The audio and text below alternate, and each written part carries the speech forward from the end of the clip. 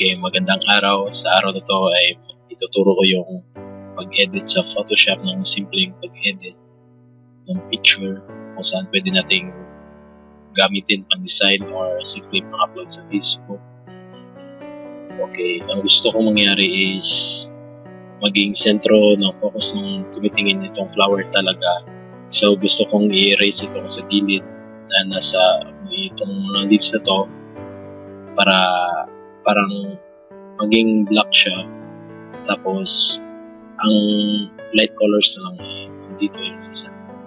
So gawin natin is i-duplicate natin yung layer, tapos yung isa gawin natin black. So punta tayo dito sa image, tapos adjustment, and punta dito sa hue and saturation, gawin natin 120 ang hue, saturation nasa 40, negative 25 naman dito sa light niya, 25 yan. Pagkatapos ay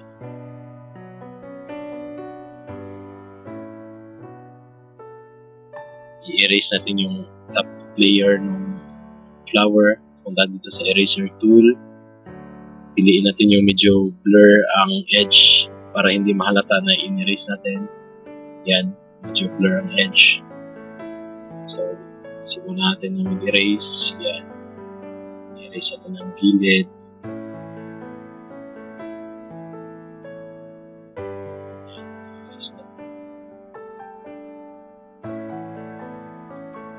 Ihitan natin yung cursor ng eraser tool.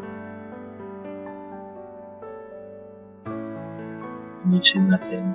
Okay. Yan.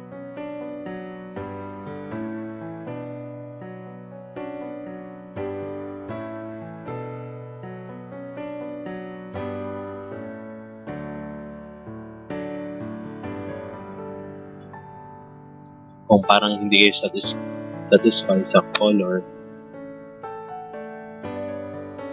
pwede nyo i-adjust ito. Balik kayo doon sa adjustments, hue and saturation, tapos i-adjust nyo lang. Kung hindi nyo pa gusto ang color background, pero sa akin tama na siya, so okay na ko doon. Tapos depende sa inyo kung lagyan siya ng text o may text din dito, click nyo lang, tapos lagyan natin, sige, my flower. Yan. Tapos adjust natin yung color para maka-adapt siya sa ano.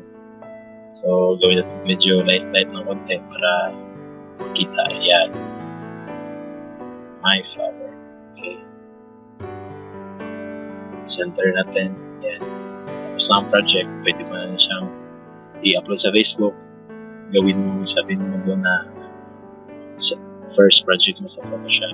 So click natin ang control list para ma-save. Save ko sa desktop sa akin. Save na. Maraming salamat sa pagsubaybay at abang na ng susunod na mga tutorials